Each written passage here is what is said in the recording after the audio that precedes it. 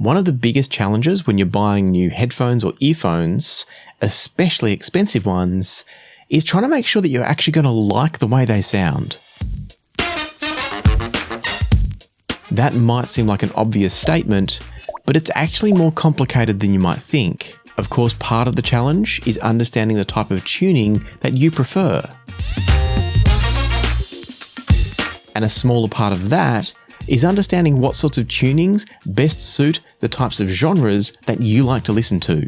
For example, my preferences tend to lean towards genres like blues, rock, funk, and jazz. For those genres, having a solid, weighty mid-range and well-balanced bass is important to me. For me, it's about getting the vocals or the solo instrumentals to sound just right, to have a good sense of presence and focus in the mix, but to also have the bass rhythm and drive to give the soul to the music. On the other hand, other people who also enjoy rock might prefer their sound to have a little bit more emphasis in the upper mid-range and treble, areas where you can get more sense of attack from the guitars, or the sense of speed from the cymbals and the snares and the drums. And so it's all about both the music that you like and how it interacts with the tuning of the headphones or the earphones that you're looking for. As another example, when I listen to electronic music, I find it tends to sound pretty good from just about any type of headphone or earphone.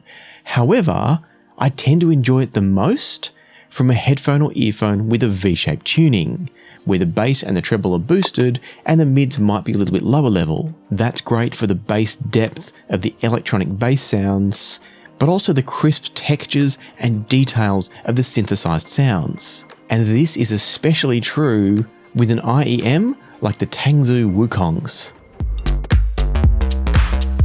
If you're a fan of V-shaped tunings, and you enjoy listening to genres that benefit from very well controlled but also enhanced bass and treble, you really need to have a look at these. When I first started listening to the $1,949 Tangzu Wukong IEMs, I was impressed, but I didn't love them.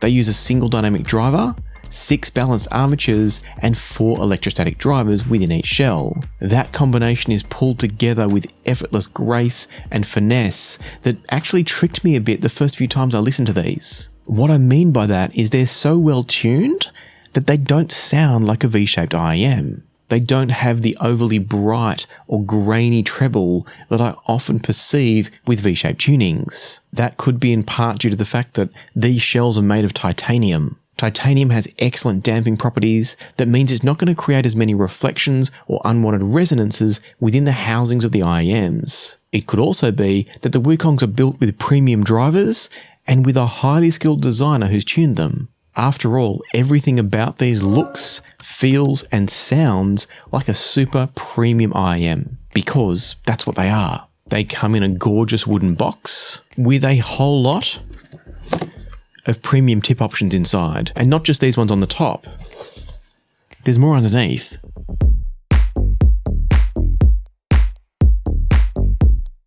In addition to all those tips, they also have a wonderful cable, and the cable uses a design that's largely a silver copper alloy, but it also employs gold plating, palladium plating, and some pure silver and silver plated copper wires too. Both ergonomically and sonically, it's a gorgeous cable. Together with the Wukong IEMs, the right selection of tips and that wonderful cable produce some really fantastic sound. It's fantastic thanks to its sense of refinement, control, and separation of individual sounds within the mix. Everything is perfectly coherent, but also wonderfully separated and wonderfully focused in the soundstage. I did a lot of my testing for this review with the Shanling EC0T CD player and R2R DAC. I can't remember as I'm recording this video if this video or the EC0T video is going to come out first, so maybe subscribe just to be safe because you're going to want to know more about the EC0T. Across the board, the Tangzu Wukongs have a wonderful sense of articulation and feel in the sound. That's something that I tend to talk about quite a bit because it's something I really value. And what I mean by that is it's not just the ability to hear the sounds, but also to feel the vibrations of a guitar being strummed or a drum being hit. Indeed, it's really on any sound with a sharp sense or a strong sense of attack. And speaking of sounds like drums, and kick drums in particular, When you look at the graph for the Tangzu Wukong, they look like they should be absolute bass monsters. And they sort of are, but that bass is also kept incredibly well under control. At the other end, the treble is also enhanced, and it's a little bit more treble than I personally enjoy, but it's so perfectly refined, controlled, and smooth but detailed that it's impossible to not be impressed by it. In fact, I would be shocked to hear anybody complain about the level and quality of bass or treble from the Tangzu Wukongs. The mid-range, on the other hand, is a little bit of a different matter. The quality of the mid-range is fantastic. There's an excellent sense of clarity and texture throughout the mid-range, but the amount of mid-range is going to be the decision point for most people. Because of the relative levels of bass and treble compared to the mid-range, I feel like the mids are less prominent than I would like in an earphone. I said before that I was impressed with the Wukongs, but that I didn't love them. And this is why. At least it was why, until something clicked. On most music, I felt like I kept wanting to turn the volume up to get more weight in the mid-range. But as I did that, I was getting too much extra treble and too much extra bass. Not that I ever mind a bit of extra bass, but in the case of the treble, it was becoming a bit thin and a bit glaring because I was trying to listen too loud. No matter what volume I listened to the Wukongs at, I could never get them to have the sense of weight and presence in the mid-range that I personally like. The mid-range always just sounded a little bit thin for me. Swapping the different tips around definitely helped, and I would recommend that anybody buying the Wukongs gives that a try. You get so many to choose from that there's a significant range of sounds available. And unfortunately, I can't tell you which tip is best, because it's all going to come down to the length and shape of your ear canals and how that changes the resonant frequencies of the IEM coupled to your ear. But as I listened to the Wukongs in my ears, the first clue about what was going on came when I listened to Goodbye Albert by Blur. That was when I was comparing the Wukongs with the unique melody Mess Jet Black. But what was missing for me still didn't click exactly straight away. The Jet Blacks separate the sound a bit better or a bit more than the Wukongs. Whether it's better is probably going to be up to you. And I'd say that the Jet Blacks come across as having slightly greater detail retrieval or resolution. On the other hand though, the Jet Blacks can be a bit more picky about the source you plug them into. They need a warmer, richer sound to balance out their treble, in my experience. And so that's where things like the tube mode in the EC0T CD player and R2R DAC, or in the KIN RU9 portable DAC and headphone amp that I reviewed a while ago, those tube modes really help an earphone like the Jet Blacks.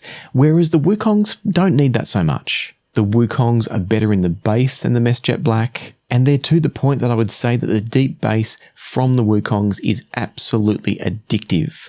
Again, it's beautifully controlled, so don't think of these as some loose, woolly, overblown bass monster. They just go very deep with a great sense of emphasis that lends body, weight, and punch to all deep bass tracks. But that bass tapers off quickly as it moves up into the mid-range, so you never get that sense of being a slow, overly done bass. It's just absolutely fantastic. Coming back to the comparison though, I do think that the Jet Blacks were balancing out the mid-range sounds better because they have less emphasis in the bass and treble compared to where the mid-range sits. On the other hand though, the treble from the Jet Blacks isn't as beautifully refined as it is from the Wukongs. And that's why I find the Jet Blacks tend to benefit from smoother source devices. The Jet Blacks need a bit of smoothing off, maybe even rolling off.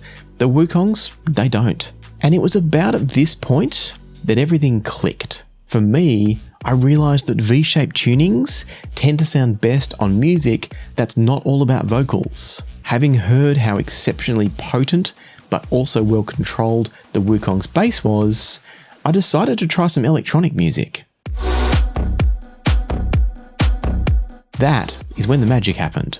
Electronic music tends to have a lot of very, very clear and crisp image placement around a spacious soundstage. And the Wukongs really shine when you give them that kind of information. Their bass is so deep, punchy and controlled that they can deliver both the force and the nuance of electronic bass. And then their treble, which is enhanced but so refined, keeps them sounding crisp and clean, so you get a wonderful sense of precision but without ever getting into fatigue or harshness. And then their less prominent mid-range that I said before was maybe a bit of a drawback for me suddenly becomes a good thing because it keeps them sounding very clean and spacious to allow all that expansive and interesting information from electronic music to spread out around you. And don't be fooled at this point into thinking that the Wukongs are only an EDM IEM. There are plenty of genres that work wonderfully with the Wukongs. Quite a lot of pop music will sound great with the V-shaped tuning,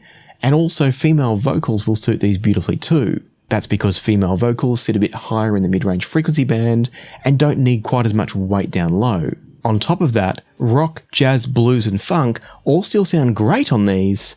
I'm just being super picky because these are a $2,000 IEM. And so to me, the key when thinking about whether you should buy the Wukongs is to think about the type of genres you enjoy and the way that you enjoy them, the frequency bands and the instruments that you most want being emphasized. Think about other headphones or IEMs that you love and what their tuning profile is. Are they emphasized only in the bass?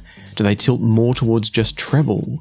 Are they very neutral and balanced? They're all the things to think about as you consider whether the Wukongs are a fit for you. And then the other really useful thing you can do is head over to pfs.squig.link and compare the tuning of the Wukongs to the tuning of other IEMs you already know very well.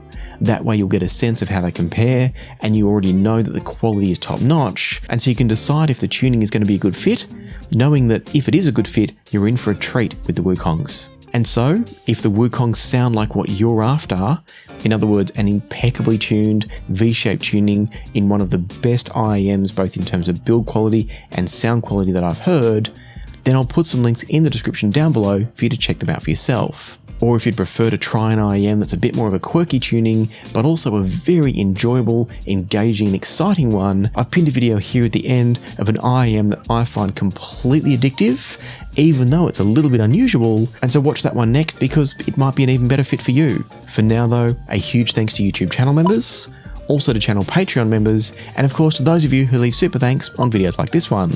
And until next time, happy listening, be kind to each other, and I'll see you here again soon on Passion for Sound.